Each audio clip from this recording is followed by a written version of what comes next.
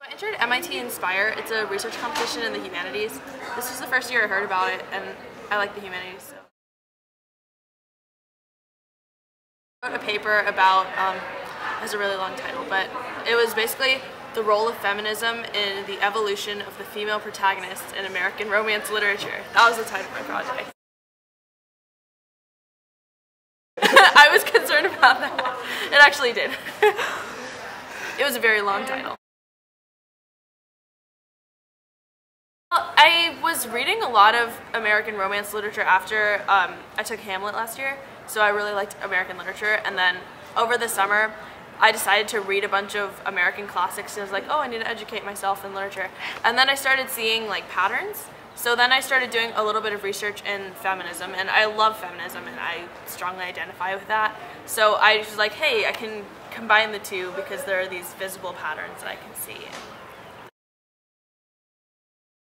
Because it was a literature project, the most important thing was reading the books first and then identifying kind of patterns in the characters. And then next I read a lot of lit crit, so criticisms written by other authors and peer-reviewed articles about those kinds of roles. What was interesting when I was doing my research was a lot of people haven't looked at that angle before of those kinds of novels. Like the books that I read were Scarlet Letter, Gone with the Wind, Love Story by Eric Siegel, and then The Time Traveler's Wife. So those were the four that I focused on, and basically a lot of lit crit hasn't been written about the feminist angle of those because I'm honestly not sure why. Scarlet Letter actually had a lot, which is kind of interesting, but and Gone with the Wind had a lot, but Love Story not so much, and Time Traveler's Wife is pretty recent, so there wasn't a lot. But basically, I synthesized the peer-reviewed articles and lit crit to kind of make my observations more holistic.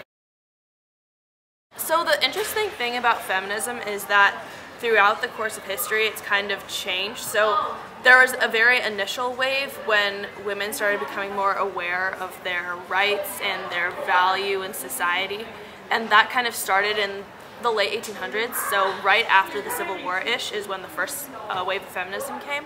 And then over like the last 150 years or so, the definition of feminism has changed with every wave. So it's really interesting to see that kind of parallel with how literature changes.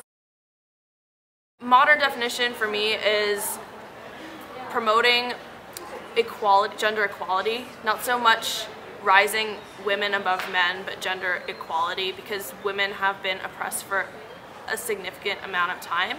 In history, there's no way anyone can deny that.